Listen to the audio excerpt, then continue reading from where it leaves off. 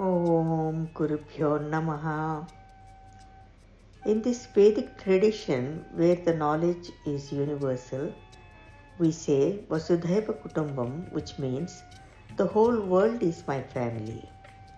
There are so many Shanti mantras which say, let there be peace and harmony for all.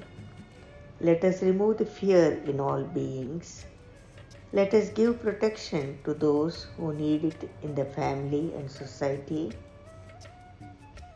So here in this context, Raksha Bandhan is a popular festival celebrated across this country by those born in this Vedic tradition and others who have embraced it.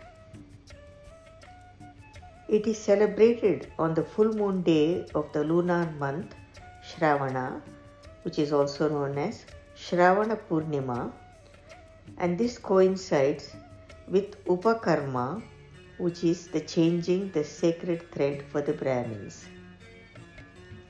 Here, typically, the sisters tie the sacred thread called Rakhi to the wrist of their brothers and do arati and pray for their good health and long life. This thread, which represents love and sublime sentiments, is called the Raksha Bandhan or Rakhi, and it is meant to be a bond of protection. The brother in return offers a gift to his sister and vows to look after her. So we understand now that the concept of Raksha Bandhan is mainly that of protection. Here the tying of Rakhi is not confined just to a brother and sister. Several teachers and disciples tie this Rakhi to their teachers and Gurudev, asking for their protection on the path as a seeker of the self. Many devotees tie Rakhi to a tulsi plant, peepal tree, which are also devatas, and their Ishta Devata like Krishna, Shiva, Ganesh, Jagannatha, etc. So here, the bond is not limited to blood relatives. This ritual then strengthens the bond of love and it also transcends the boundaries of the family. When a Rakhi is tied on the wrists of close friends and neighbors, it reminds one of the need for a harmonious social life, helping and protecting each other. This festival can help broaden one's vision beyond the borders of one's own family to the entire world as one family, and which we call it Vasudhaiva Kutumbakam. This concept of global family happens as the consciousness keeps rising to cosmic and God consciousness, and there is more integration of the heart and mind. The heart expresses universal love, and so naturally this Raksha Bandhan can extend to so many people on this earth. Now let us look at the historical events which have happened many thousands of years ago.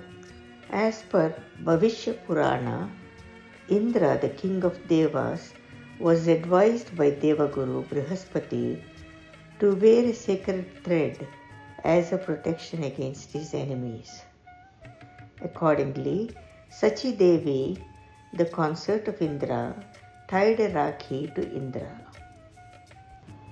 Historically, the fishermen also offer coconut and Rakhi to the sea god, who is known as Sagar Deva, and the rain god known as Varuna Deva, and this festival is known as Nariyal Purnima.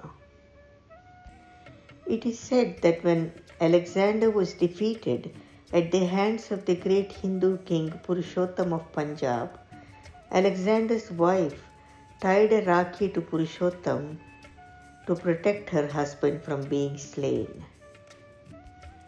During the days of Emperor Humayun, It is believed that Rani Karnavati had sent a Rakhi to Emperor Humayun in order to get protection from Bahadur Shah, who was invading her kingdom. Despite being of a different religion, he rushed to her help. So, ultimately, this festival of Rakhi or Raksha Bandhan conveys an intrinsic message of universal brotherhood and sisterhood. It conveys a message that has socio-spiritual significance of sharing love and offering protection to those who need it in the family and society.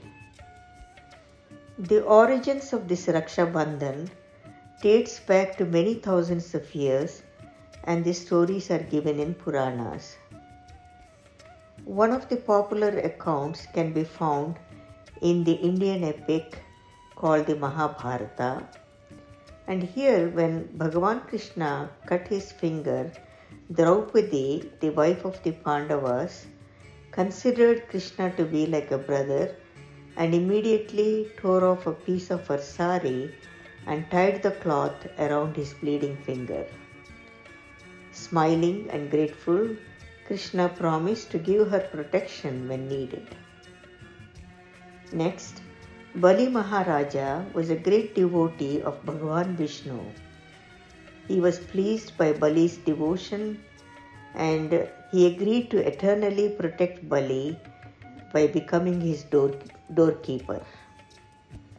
Then Mahalakshmi, Bhagavan Vishnu's consort, wanting him to come home, disguised herself as a poor woman seeking help and approached Bali Maharaja. While there, she tied a thread of this Rakhi around Bali's arm and prayed for his happiness and protection. Touched by her sincerity, Bali asked what could he give her in return. She then asked Bali Maharaj to release Mahavishnu and allow him to return home. On the actual day, sisters customarily perform Aarati by lighting a small oil lamp and offering it to the family deity. Praying for the well-being of the brother, she then applies tilak on his forehead, and after tying the Rakhi on his wrist, she traditionally places a sweet dish in his mouth. The brother then completes the custom by reciprocating in the ritual feeding and gives a gift to his sister and proclaims that he will protect her from any harm in her life. So finally, Raksha Bandhan seems to focus on sibling bonds, but it is ultimately about family connection and includes the presence of parents, grandparents, aunts, uncles, and other friends who are close to the family. I sincerely hope that on this Raksha Bandhan, the whole world would come together, loving each other and protecting each other, including all the other beings in creation. Let our consciousness rise to embrace the whole world as Vasudhaiva Kutumbakam. The whole world is my family. Jai Gurudev, Loka Samasta Sukhino Bhavantu. फूलों का तारों का सबका कहना है, एक हजारों में मेरी बहना है, सारी उम्र हमें संग रहना है। फूलों का तारों का सबका कहना है, एक हजारों में मेरी बहना है, सारी उम्र हमें संग रहना है। फूलों का तारों का सबका कहना है।